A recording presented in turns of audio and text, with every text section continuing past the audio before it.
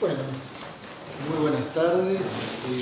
Vamos a empezar hoy esta emisión especial de radiofonía desde la Universidad Kennedy y vamos a tener el gusto de entrevistar a quien dentro de un ratito nomás va a hacer la presentación de su nuevo libro, La cárcel de cristal del fantasma. Estoy hablando de Marcos Zafiropoulos, pero bueno, yo voy a invitar a una invitada habitual de radiofonía, que es Amelia Imbriano, para que nos presente a quien hoy va a estar a cargo de las actividades principales aquí. ¿Qué tal, Amelia? Buenas tardes, Gabriel. Muy buenas tardes a todos. Bueno, muy contenta con la visita de Gabriel y que se ocupe de colaborar con la Universidad Kennedy y con este evento tan especial que es la visita de Marcos Zafiropoulos. Les voy a explicar un poquito. Primero voy a poner un título. La Facultad de Ciencias Psicológicas está de fiesta. Lograr un evento de investigación que tenga tanto entusiasmo, no solamente que tiene mucha producción y que tiene mucha promoción y que tenemos mucho apoyo y demás, sino además que tiene mucho entusiasmo, que sus investigadores tienen mucho entusiasmo. Somos 35. Es una investigación que es interdisciplinaria. Es sobre la mujer en Latinoamérica, sus vicisitudes subjetivas y socioculturales como consecuencia del predominio del varón, machismo, y del ideal femenino, del ideal de la mujer madre, como si fuera un único destino para la mujer. Disculpen el título amplio, pero así lo pide el CONICET, que los títulos tienen que precisar el contenido. Bien, Marcos Zafiropoulos de la Universidad Paris VII, él es director de investigación en Paris VII, que es Denis Diderot, conjuntamente con la Embajada de Francia, el Centro Franco-Argentino a cargo de Guillaume Bocara, el agregado cultural, ¿sí?, de la Embajada, que es Jean Lorbord, y el director del Centro Franco-Argentino, que es Benoît Labat. Bien, todos han colaborado para hacer posible este evento, digamos, rasgo tan particular para una universidad privada en Argentina, si bien todo el mundo sabe que no somos de las privadas cerradas, igualmente, que pueda tener un investigador como asesor científico, y lo nombro como investigador porque sus libros, traducidos al castellano, Lacan y las ciencias sociales, La cuestión femenina, ahora La cárcel del cristal del fantasma, que abre la serie de las mitológicas de Lacan, bien, lo muestran como tal. Es un excelente psicoanalista, porque solamente un psicoanalista puede leer tan al pie de la letra, tan agudamente, los textos freudianos y los textos lacanianos, como para hacer una investigación con mucha precisión. Yo diría que en los textos de Marcos, hay que saber discriminar lo que es el investigador que generosamente pasa el dato, que pone la bibliografía exacta, el párrafo en donde uno puede encontrar tal cosa que se dijo en determinados textos, respecto de lo que pueden ser sus conclusiones, que él lo anuncia. Es decir, cuando habla Marcos Zafiropoulos en persona con sus conclusiones más, él avisa. Pero esa conjunción del investigador con la data precisa y del que da su opinión, su consideración, el aporte propio, es algo muy original. Generalmente el investigador muy hecho a la metodología científica, por lo menos latinoamericana, de la investigación, no da su opinión. Claro. Y él sabe discriminarlo, pero no es avaro ni con los datos ni con su investigación.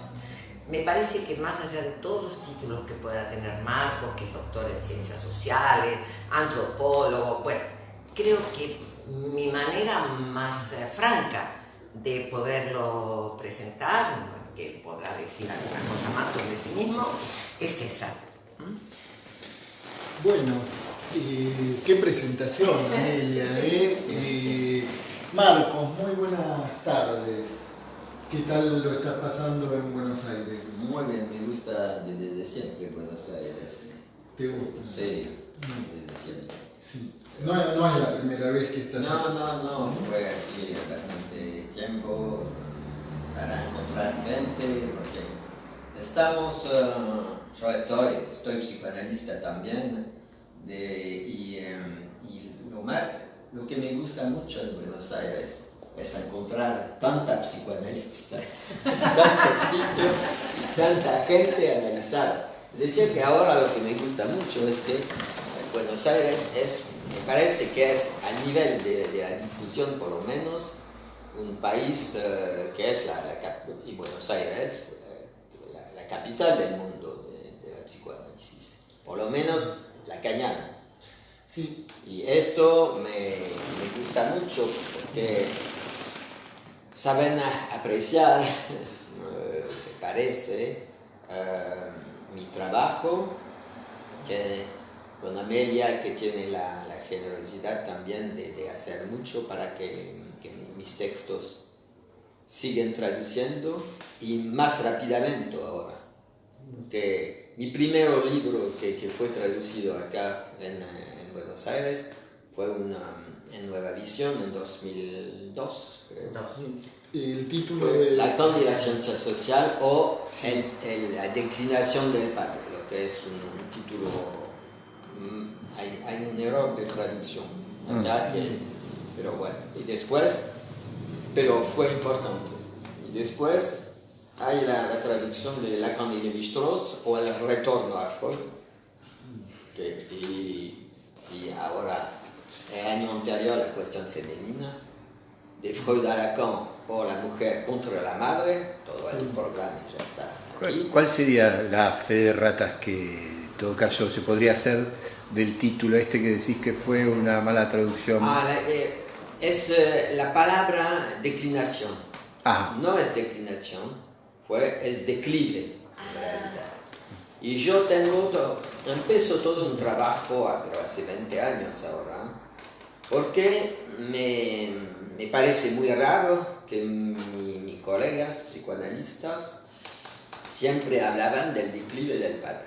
Bueno, o declive después, declive del nombre del padre, declive del orden simbólico, todo este tipo de cosas, y se van después del lado del posmodernismo, todo este tipo de cosas que me parece una especie de ingenuidad que no tiene consistencia desde el punto de vista de la Ingenuidad. total. Sí. Pero que domina el campo psicoanalítico. Sí, es como un imperativo, la declinación del nombre del No, padre. es decir que la tesis que domina el campo analítico cuenta al malestar en la cultura moderna, es que había un momento donde fue fuerte el declive del padre. Y estaríamos en una situación caracterizada por un padre débil y al nivel de síntomas, lo que se dicen síntomas modernos. Bueno, es la tesis, más o menos, que se encuentra en el y para mí, por supuesto, Vos sos muy crítico de sí, eso. totalmente. Sí. Yo fui a buscar, pero donde mis colegas han encontrado esta teoría del declive del padre. Y yo encuentro la fuente de esta teoría en el joven Lacan. El joven Lacan de 1938 sobre los complejos familiares. Que fue un Lacan, y a partir de eso yo localizó este punto de producción de una teoría de Lacan que fue en la época que fue muy crítica de Freud y sobre muchos puntos. Se podría decir que es un Lacan pre-lacaniano. No, yo no lo diría así, no, porque hay Lacan siempre, pero hay periodos de Lacan que son que hay que seguir. Mi trabajo es seguir. Cuando yo hago una periodización precisamente que se sostiene de los cambios de teoría del padre en la obra de Lacan. Mi periodización, vamos a decir, es esa. Y distinguo tres periodos. Tres momentos. Sí. Tres periodos. La primera, que fue el primero del joven Lacan, lo que yo llamo el primero Lacan, el joven Lacan, el Lacan durkheimiano, que fue una especie de Lacan sociólogo. Claro. Porque se quería cambiar la teoría del padre inconsciente de Freud para cambiar esta teoría para el padre de familia. Y tenía una teoría que la capacidad de estructuración subjetiva de la figura paterna estaría tan fuerte o menos fuerte que la familia tiene una posición fuerte o no. Bueno, es una teoría sociológica que viene a Lacan de Durkheim. Bueno, y dura hasta yo escribo este libro, Lacan y la ciencia social, para enseñar que había efectivamente un primer Lacan, que fue un Lacan sociólogo, pero toda la teoría del Durkheim, que él mismo fue muy joven, fue un joven sociólogo, vamos a decir, que produce esta teoría del declive de la familia occidental. Pero, y esta teoría del declive de la familia occidental fue enseñada hasta 1975 en todas las universidades del mundo. Pero se sabe desde esta fecha que nunca había grande familia dominante en algún sitio que sea en la historia o en las diferentes culturas. Desde siempre la forma dominante de la familia fue una familia del conjugo. Conjugo. Sí. Es decir, conjugal.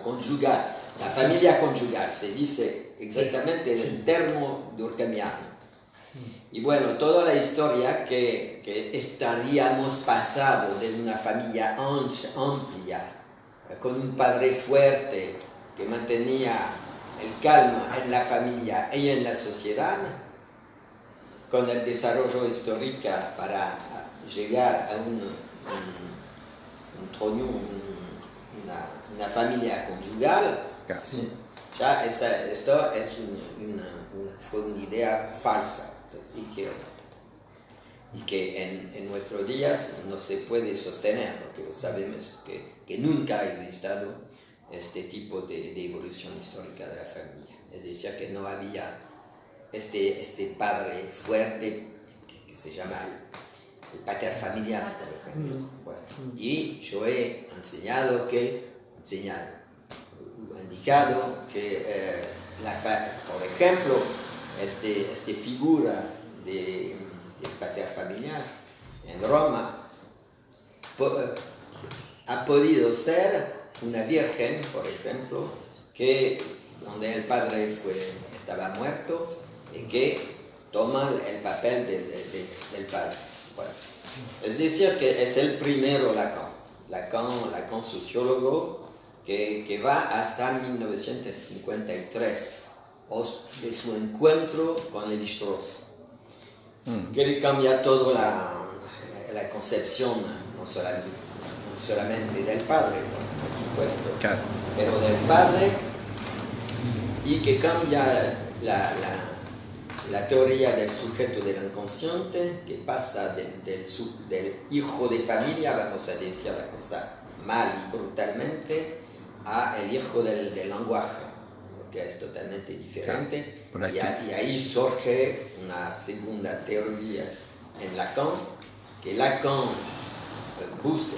encuentra bajo la pluma de Lévi-Strauss, que fue la teoría del significante cero, que es una teoría lingüística que le venía a Lévi-Strauss de Jacobson, y que, bueno, y decía que el padre no es nunca más estructurando y nunca más simbólico que cuánto es un significante cero, vamos a decir. Bueno, todo esto, y bueno, ahora estamos en la show, este libro, claro. Es la tercera periodo de Lacan, donde cuando pasa de la teoría del padre con puro significante, pero significante cero, Claro. que permite que haya un capitonaje entre el significante y el significante,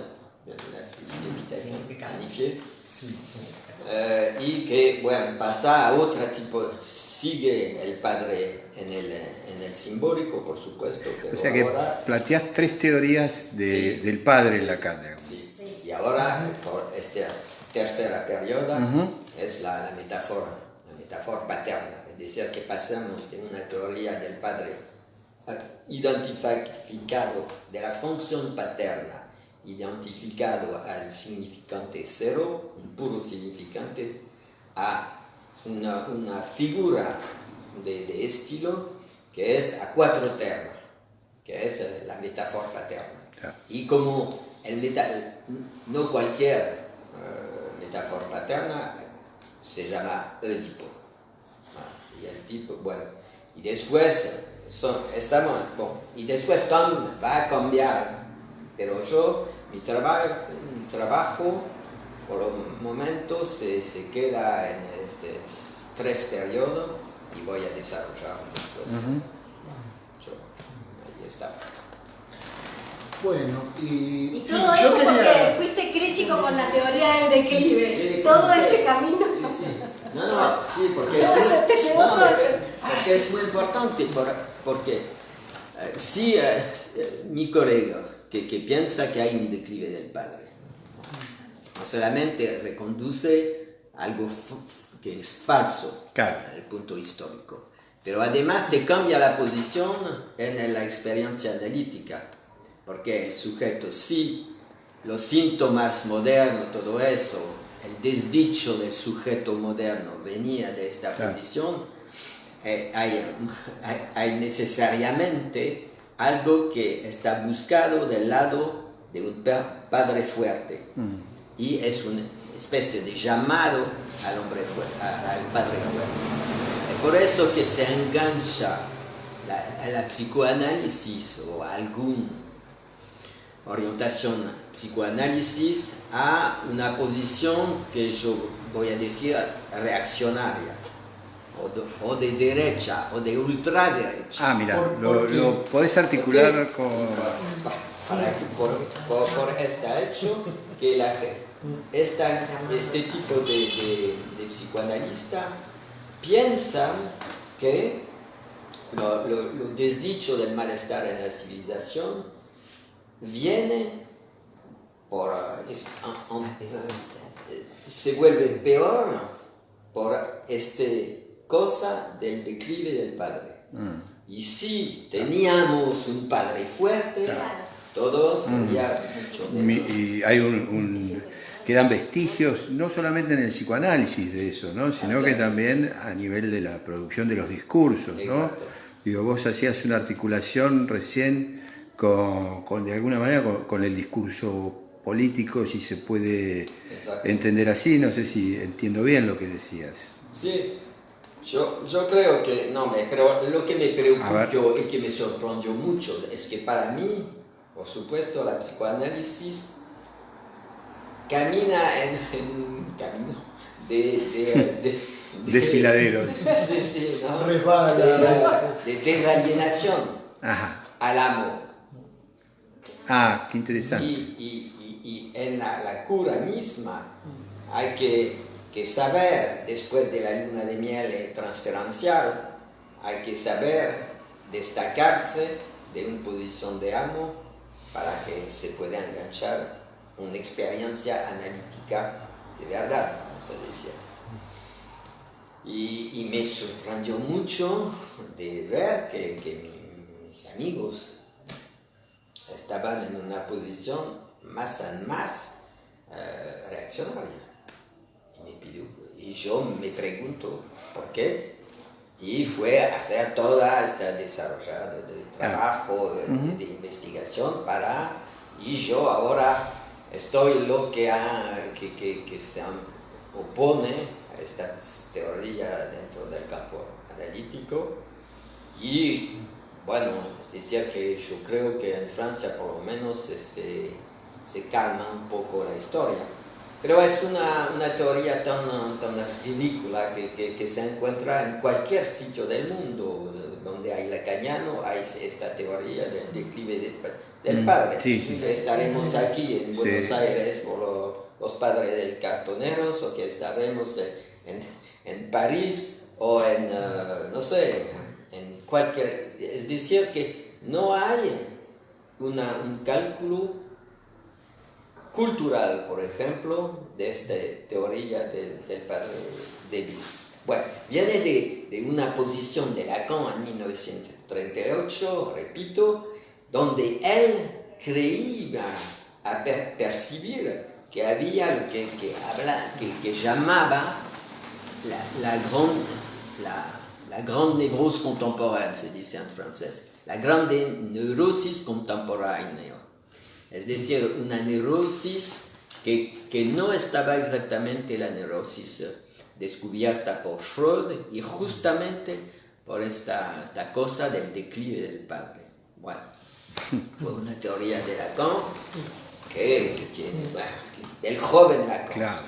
Yo digo siempre a mis estudiantes que Lacan no fue muerto desde siempre. Estaba un jovencito analista de 36 años y que para mí hoy es un jovencito. Bueno, fue brillante, fue todo esto, claro, pero fue enganchado en un discurso que estaba falso, pero él también muestra un Lacan que se indaga a sí mismo, digamos, ¿no? En este sentido, por ahí replica un poco a Freud, digamos, ¿no? Son discursos que de alguna manera se van desplegando y complejizando también en su mismo desarrollo, digamos, ¿no? Sí, o sea, pero fue como alguien que se pregunta. Sí, exacto. Para mí, Lacan es un investigador, ¿no? Claro. Es un tipo que busca. Y mira, que esta teoría, por ejemplo, de la grande neurosis contemporánea, él hizo un diagnóstico sobre el tipo de padre y lo llamaba el padre de los años 30, que tenemos mucha relación con la situación actual. Pero bueno, otra cosa. Él tenía y llamó este padre, que él creía que estaba así, el padre humillado. Pero el padre humillado. Sí, bien. Pero yo hizo recalcar, no sé cómo se dice, recalcar. Resaltar. Sí. Que este padre humillado no fue un producto de Lacan, que fue como efecto de su práctica analítica, fue una importación de Lacan en el campo analítico de un texto de un poeta de izquierda, pero que es espléndido, pero que se llama Paul Claudel. Ajá. Y Lacan, bueno, es decir, yo digo eso para decir todo lo que dice Lacan, los fuentes de lo que dice Lacan, no son a buscar siempre en su experiencia analítica misma, pero en su lectura. Es por eso que hoy estoy desarrollando, por ejemplo, un trabajo sobre las fuentes literarias de Lacan. Ah, qué interesante eso, ¿no? Porque es algo que uno lo trabaje en algún grupo de investigación y esto, digo, no está plasmado en un libro, digo, ¿no? Si bien hay muchos trabajos que apuntan a eso, digo, que lo tomen específicamente es como interesante, ¿no? Mira qué bueno. Y bueno, veremos cómo todo esto se engancha sobre mi trabajo sobre las mitologías de Lacan, lo que llamo las mitologías de Lacan. Déjenme decir, pasar un chivo. La voz en off que están escuchando es la de Roberto Migliorini, que está colaborando al máximo, también es parte de Radiofonía y está colaborando al máximo, siendo el que filma y el que nos da esta posibilidad. Y al lado mío está Marta del Cito, ambos son psicoanalistas, y Marta además es egresada de la Universidad Kennedy. Pasé el chivo total. Sí, o sea que salen muy buenos egresados. Muy buenos egresados y con buena marca de psicoanálisis, con un rastro le dejamos. Bien, Amelia oficiando de presentadora el conductor titular de nuestro programa, que es Roberto Bellorini. Y bueno, yo le quería hacer una pregunta a Marcos, quizás tenemos un poquito más de tiempo, ¿no? Chiquitito. Respecto de, bueno, vos venís participando en esta investigación que recién comentaba Amelia en relación a lo que tiene que ver con el predominio del hombre en Sudamérica, por lo menos en Latinoamérica, y el ideal de la mujer en relación a la maternidad, claro, ¿no? Y la tensión con ese ideal. Te quería preguntar qué experiencia venís teniendo en esta interlocución con investigadores latinoamericanos, claro, porque hay un cruce cultural ahí, ¿no? Sí. O por lo menos... Sí. Termina. Por favor, no, yo quiero decir que, bueno, yo creo que fue un encuentro que venía por el lado de este libro, que es la cuestión femenina de Freud a Lacan o la mujer contra la madre. Toda mi manera de pensar la cosa es de tomar un punto de parte de esta cita de Freud que dice: después de 30 años de investigación, no sé qué quiere la mujer. claro. Y mi posición es decir, si Freud dice que no es satisfecho, No está satisfecho de su trabajo, claro, es que no le impidió de decir un montón de cosas. claro. Y que lo deja un poco como punto de partida, así como decís vos, claro. Yo fui a recurrir a todo lo que había dicho Freud en su obra y que a mi juicio nos conduce a un callejón sin salida, que fue esta idea de Freud de hacer por la mujer el ideal de la mujer, según Freud, es el ser madre. Claro. Y no se sostiene este tesis de Freud ni en su propia teoría, ¿no? Claro. propia clínica de Torah, particularmente. Bueno, y tenía, evidentemente, Freud tenía rasgo de lo que Lacan llama la misoginia de Freud. Tenía una especie de misoginia que claro, se puede encontrar, y yo hizo la crítica también positiva de lo que aporte Freud como el fundador claro, del campo analítico. Pero es necesario salir del callejón sin salida de esta teoría.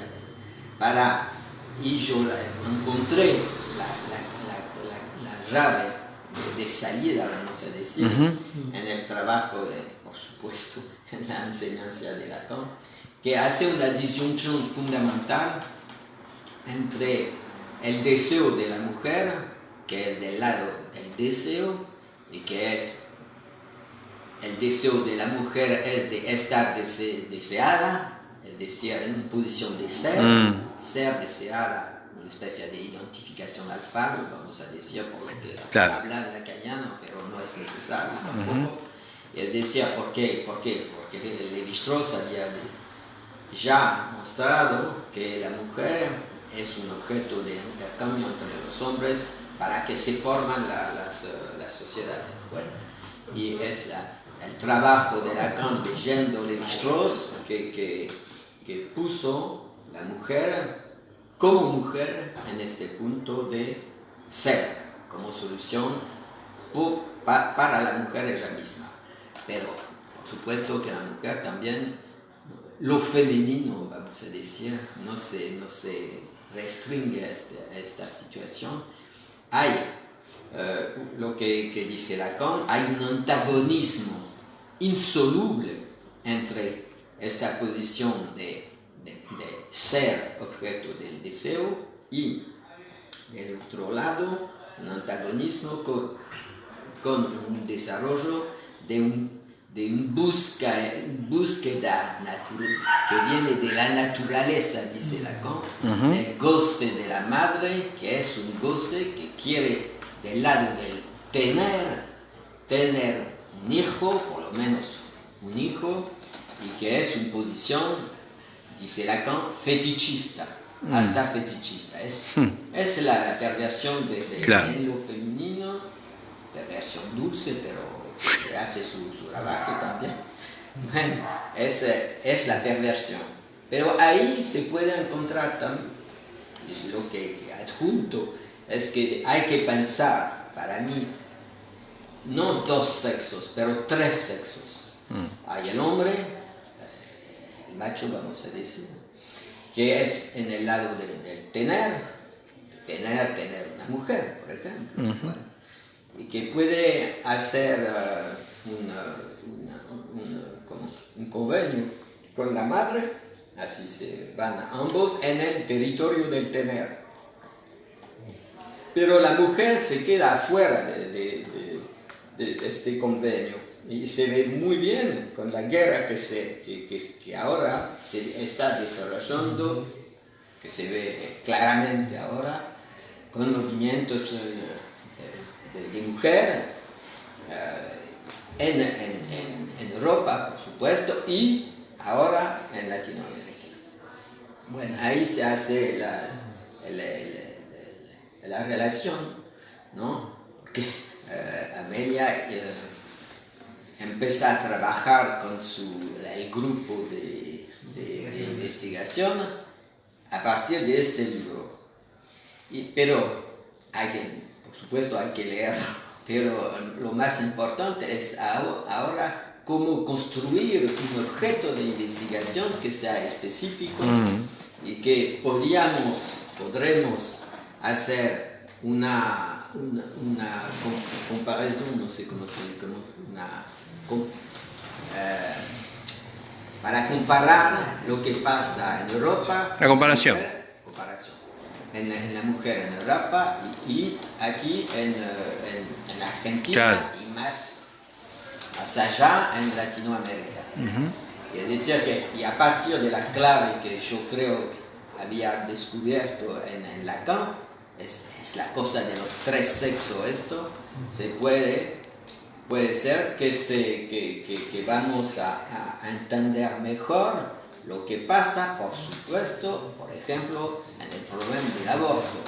Es increíble y que es una diferencia radical. Claro. En París en Francia, tenemos una ley desde 1975 también, que se llama la ley Simone Veil, claro, que permite que el aborto se hace con condición, por supuesto, pero que se puede hacer en situación que escapa al riesgo médico porque se hace en servicios médicos. Claro.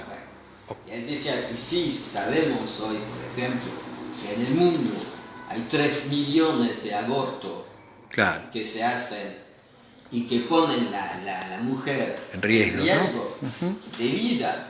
Es decir, que me parece que hay que discutir y hay, Claro. sobre todo, hay que entender por qué no se hace aquí, por ejemplo, acá, en Argentina, pero en otra. Y también, no, y cada uno, por supuesto, de los investigadores puede tener su propia Claro. opinión y libertad de conciencia, como se dice, pero como investigadores es obligatorio construir el objeto de investigación más allá de su opinión propia. Claro. Y bueno, ahí se ve, que, por ejemplo, en este caso, que hay un problema muy importante que es a trabajar y a construir con este grupo de investigación que no solamente puede leer mi trabajo, y trabajo de Lacan, trabajo de Freud, todo eso, pero construir un objeto particular. Claro. Y para... Eso tiene mucha importancia, la investigación que está llevando adelante Amelia y el equipo que de alguna manera ya coordina, ¿no? Contigo también, porque digo, esto es de suma actualidad hoy, ¿viste? Está vuelto a ponerse dentro del Código Penal como un acto criminal que una madre aborte, digamos. Esto tiene una actualidad, ¿no? Hoy acá en la Argentina que todavía no se sabe muy bien qué va a suceder, digamos, porque es como no solamente un debate a nivel de la legislación, digamos, de lo que va a ser, ¿no? Congreso de la Nación, sino también de los movimientos políticos, ¿no? que hay detrás de esto, ¿no? Nosotros marcamos en la investigación, en el proyecto de investigación, esta cuestión de lo subjetivo y lo sociocultural y puntualizamos del lado de lo subjetivo, estudiar los fenómenos de automutilación y del lado de lo sociocultural, el fenómeno de una menos, y lo dejamos así. Claro, como... Un poco en abstracto. Ahora, a ver, hemos estado debatiendo mucho, y por supuesto que lo vamos a seguir debatiendo con el doctor Zafiro Polo y con el doctor Pedro David, que es el asesor jurídico. Ahora, en la mesa de que, digamos, que vamos a tener después. Mañana, perdón. Mañana. ¿Qué es lo que vamos a discutir? Se podrían estudiar los femicidios, pero un momento del movimiento de una menos que nos impactó a todo el grupo porque estábamos todos juntos mirando la televisión. Mirá. Y después terminamos en la calle, fue el momento del debate en el Parlamento, en el Senado, de la ley del aborto. Y el momento en donde habla el gobernador de Salta. Fue un momento para nosotros muy, muy importante, muy significativo. ¿Por qué, Amelia? Porque el impacto fue que alguien con cultura suficiente, que alguien que tiene la suerte en Latinoamérica de tener cultura, de ser un profesional, diga que si el incesto es intrafamiliar, no es incesto. Claro, terrible. Realmente nos pareció... No, pero claro. En boca de un gobernador. En boca de un gobernador. Y sabemos que además eso se replica en Latinoamérica. Claro. O sea, no es el único país ni es el único gobernador que va a pensar lo mismo. Es algo típico en muchos lugares de Latinoamérica. Y todo eso y no en cultura nativa. Si que era cultura nativa, bueno, no pensamos, en fin. No. Institucional, ¿no? Digamos, pensando, bueno, será algo a debatir, porque a veces es un poco delicado para un investigador buscar un rasgo tan actual. No obstante, a ver, yo creo que estamos en una universidad tomar el guante, digamos, que nos permite hacer eso. O sea, si pensamos que los fundadores de la universidad lo que hacían era eso, tomar lo que era candente en los años 60 y pico, lo que era candente en la época de la dictadura, etcétera, etcétera. Bueno, creemos que nos van a permitir tomar la decisión de ponernos a estudiar este rasgo. ¿Por qué? Porque se habló de qué terrible los desmanes que hicieron a jóvenes afuera.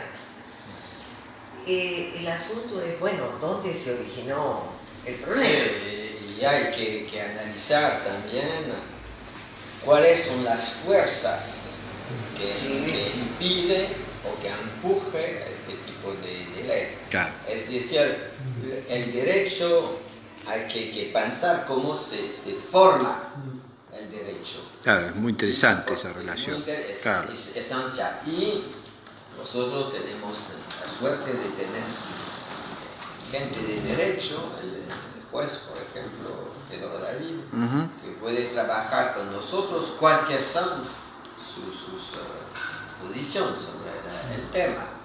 Pero hay que pensar todo eso como la construcción de un objeto de investigación.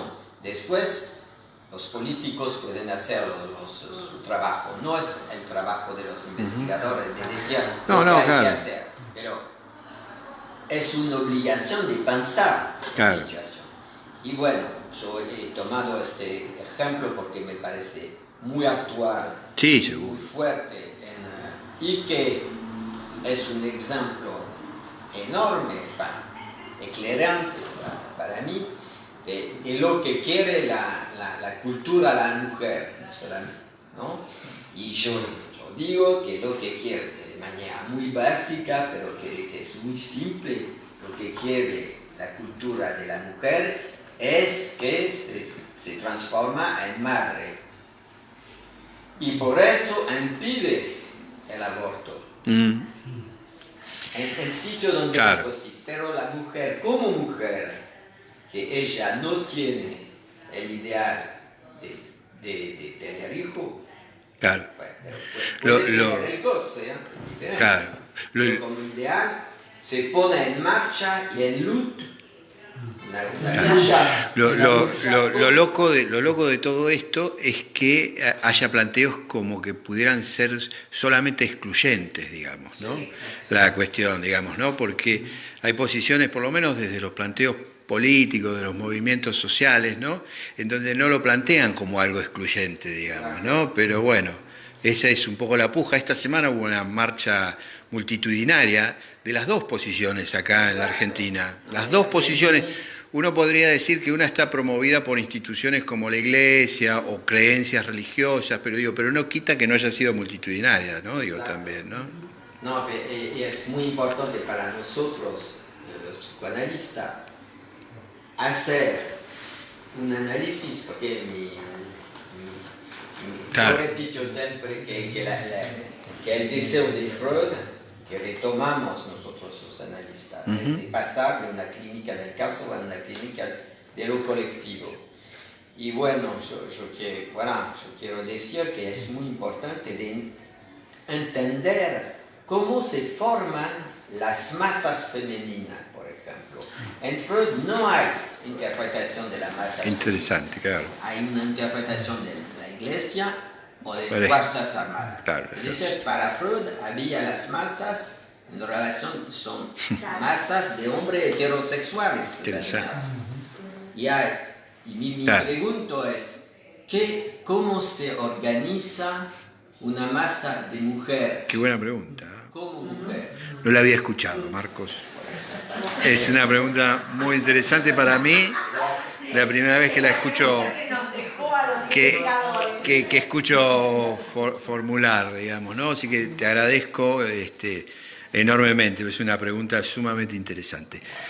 Gabriel, querías, redondear un poco porque ya estamos sobre... Estamos ya sobre el final, además, Marcos el ya inicio. Tiene que prepararse para la presentación del libro, también estamos esperando, Amelia decías Bien. En la universidad de la embajada. De la embajada de Francia, Exacto. ¿verdad? Bueno, así que Marta, ¿querés hacer algún comentario? Estoy muy contenta de estar con Marco. Pues nos hizo pensar muchas cosas, así que... Bueno, Bueno, entonces seguimos ahora en la presentación del libro. Perfecto.